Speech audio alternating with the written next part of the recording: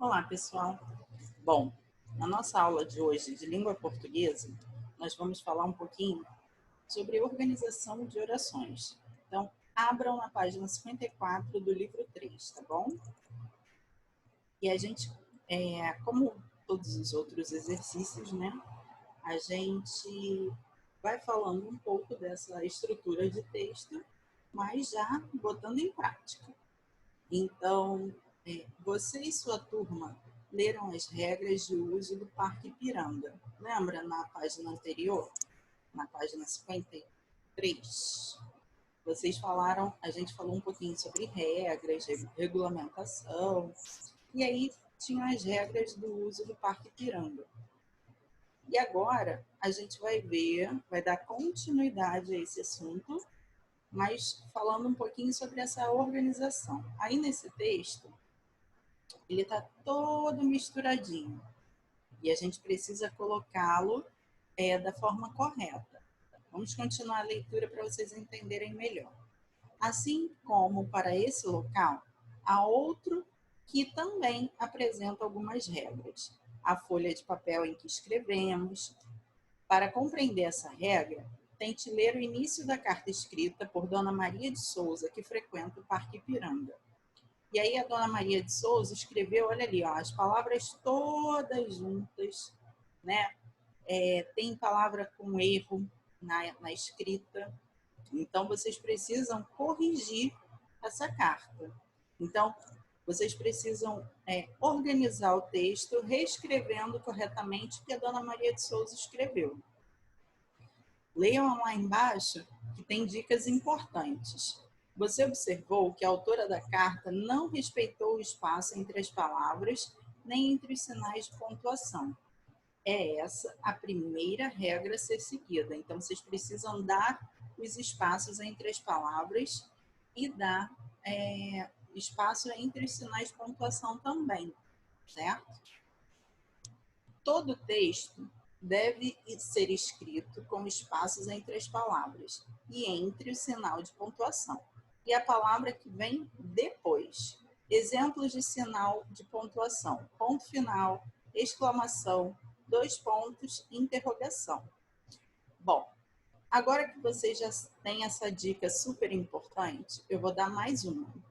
Quando a gente escreve uma carta, um bilhete, no início, quando a gente começa, prezado diretor do Parque Ipiranga, vírgula, a gente não continua tudo juntinho na mesma linha. A gente põe primeiro, né, o nome da pessoa para quem é a carta e na linha de baixo a gente continua o nosso texto, tá? Então agora é só escrever, só exercitar. Na página 55 diz assim: mas será que somente o espaço entre as palavras é suficiente para tornar claro um texto? Continue lendo o que aconteceu com Dona Maria de Souza e os filhos. Então, ela continua falando, eu não vou ler a carta para vocês lerem, para vocês treinarem a leitura. E ela continua falando da carta, né, sobre algo que aconteceu com ela e os filhos dela.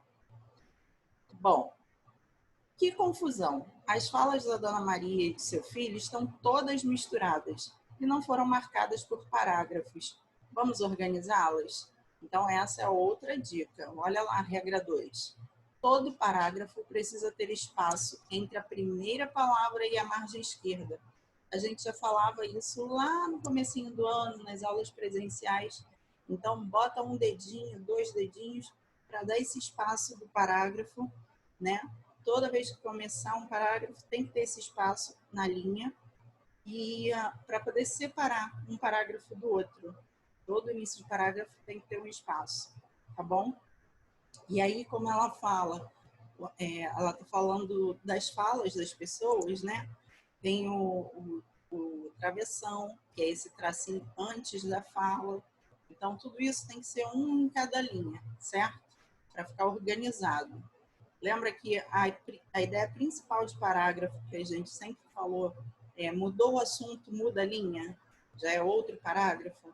Se for o mesmo assunto, continua. Mas se mudar o assunto, a gente muda a linha, tá? Troca o parágrafo. Bom, no número 2, Reescreva a parte que está faltando, respeitando os parágrafos. Estávamos sentados, meus filhos e eu, próximos ao escorregador, aguardando a vez de brincar. Na nossa frente estava um casal sem nenhuma criança.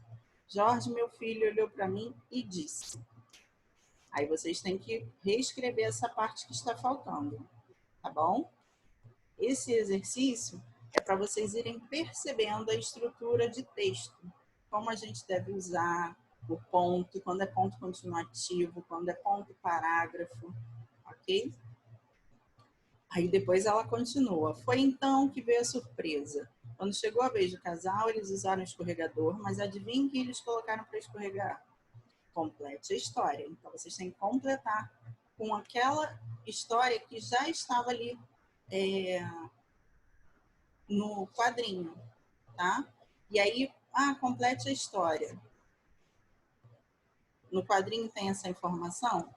Aí vocês é que tem que completar. Aí vocês vão usar a criatividade para vocês completarem essa história que ficou sem um final. Tem que ter um final, correto? Na página 56, diz assim: o futebol é um dos esportes mais amados em nosso país. Para qualquer região que viajemos, sempre é possível encontrar crianças jogando futebol em campos ou até mesmo na rua. Agora imagine uma situação. Como seria jogar futebol sem a bola? Leia a história a seguir e veja o que Arthur fez nessa situação. Aproveite também para conhecer as orações, para conhecer como as orações se organizam em um texto escrito. As orações que ele se refere são as frases, que a gente também chama de orações, tá? Então, aqui tem mais um texto para vocês lerem. O título é Arthur e o Futebol Imaginário. E aí vocês têm que ler esse texto prestando atenção. Lembra que eu falei que não pode ler sem saber o que está lendo? Tem que ler entendendo. Porque senão a gente só lê as palavras e não compreende. E chega no final do texto não entende nada do que lê. Vocês só decodificaram as letras e não é essa a nossa intenção. É ler compreendendo, é ler entendendo o que vocês estão lendo.